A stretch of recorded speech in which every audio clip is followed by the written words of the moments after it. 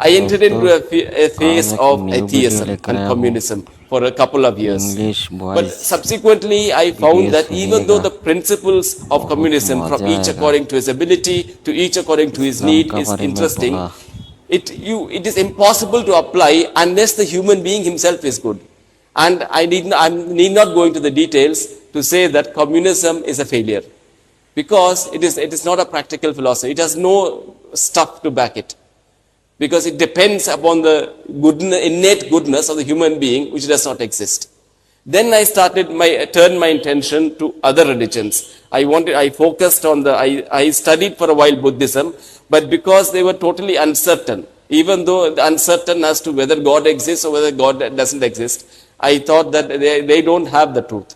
Then I turned towards Christianity and Judaism. I started reading the Bible. I read Thompson's Bible Concordance. I tried to read the Septuagint. I wanted to learn Hebrew. I was very much fascinated by the simplicity of the teachings of Isa alayhi salam. Man live not by bread alone, from every word that emanated from the mouth of the Lord, etc. And then I thought, this is something, and Sabbath is not, man is not for Sabbath, but Sabbath for the man, etc. So I thought these parables were striking. It comes to the heart. And your left hand doesn't know what your right hand giveth. Things like that. So then I thought maybe there is truth in this. This man speaks very simply. Then I started exploring Christianity. I read the Bible. I started reading the concordance. Then I attended Bible classes. But after seventh day, the evangelist would talk to me, say, see, you should stop you should understand that we are not idol worshippers. You should stop worshiping other gods, but you should accept that this man, this Isa alayhi salam, that through him only you get salvation. Then I said, what do you mean? Then I said, it means that you have to accept that he died on the cross for you and his blood saves you. Then I said, whoa, wait a minute. For some thousands of years ago, Christ died on the cross, and he knew that he knew that I am there in the 20th century. And then, so that is why he shed his blood. I have to accept that and accept his blood, then I'm saved. I said, yes. I said, that's it. When I say that, I said, you say in your heart that the blood of Christ will save you, that's it. And I said, what you say sounds very much like what our Hindu priests say. Moreover, you go to the church, look what all this. No. We don't believe in all these idols in church. That is another sect. Oh, so how many sects are there in Christianity? No. There are more than 60 or 70 sects, but we are separate. We build a wall around ourselves. We only believe in Jesus. I said, see, whatever you find, this Jesus character sounds like Krishna. Obviously, whatever you say, Jesus is not God. I have rejected Hinduism not to select another Krishna. I want to worship the one and only God, and Jesus is not God. Then he says, Jesus is the Son of God. I said, if I accept Jesus as Son of God, I can accept Krishna as incarnation of God. There is no difference. I came off the next day. We had a quarrel, and I came off. Then I thought, the only professing monotheistic faith in the world is Judaism.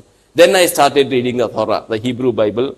I spent quite some time. I bought the Torah in English with its Hebrew commentary, and I went through it. And I didn't, Alhamdulillah, I didn't have to spend much time. By the time I finished Genesis, I knew the first chapter of Deuteronomy. Before I finished Deuteronomy, I knew there's something fishy. One is the question of chosen people. It didn't strike me as very logical. Why the Jews should be the chosen? On what is the basis that they say they are the only people who will go to heaven and hell? On what basis? And secondly, if you read Genesis, if you read especially this word in Genesis turned me away from Judaism. According to them, Yaqub alayhi salam, when he was returning to Bethlehem, he went to sleep. And in his dream, he wrestled with a man, and that man lost. And that man was God. A'udhu billah. Allah subhanahu wa ta'ala. That itself said, if their God is someone whom their prophet can defeat, and what sort of God are they worshipping? Moreover, such a heavyweight people, chosen people. But look what happened with Musa alayhi salam. Did they follow his commandments? You look at the history of the Jews. Every prophet they came, they rejected. Isa alayhi salam, they rejected. Yaqub alayhi salam, all the prophets they have rejected. And yet they say they're the chosen people. What is the basis? How come they be chosen? Then I decided definitely Judaism cannot be a monotheistic religion. They are hypocrites. And at that point of time, I was totally confused. I knew that God exists because there's this order, there's so much order in creation. It's impossible for it to have arisen by itself. It's just like we see in the human society. If you see anybody who from outside, an alien coming, will know that it can't arisen by itself. It has to be created. In the same way where you can't accept a simple small computer to be created by itself, how can you accept this entire universe, this entire living system and non-living system to come by itself? God does exist and God is one. And there is no need to have any priests or any rituals. But how am I to worship Him? How am I to approach Him? How am I to pray? I was totally ignorant. At this point of time, I was in Perintalmana in Maulana Hospital. One day I was thinking of these questions actually when my friend's mother, she was very sick in the ICU. I was spending the whole night in the ICU. When my friend, his name is Moidutti, he asked me, do you believe in God? I told him, yes, I come from a Hindu family, I do believe in God.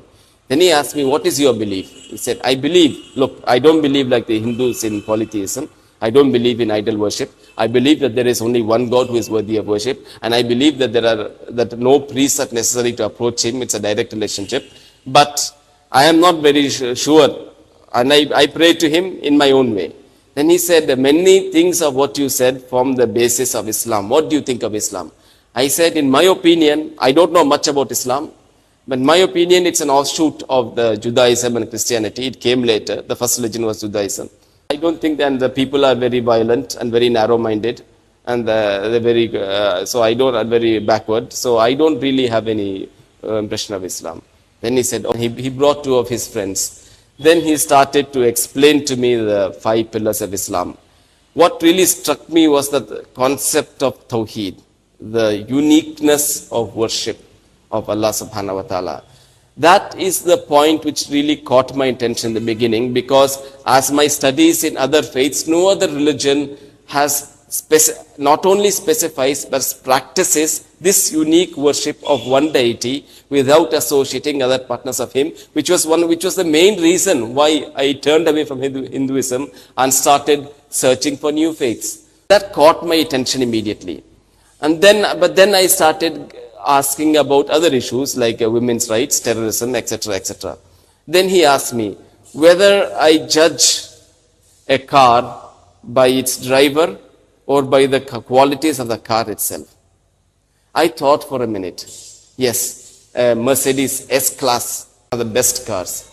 But supposing it is driven by a drunken driver who does not know how to drive. What will happen? The car will have an accident. Who's to blame? Do you blame the car or do you blame the driver?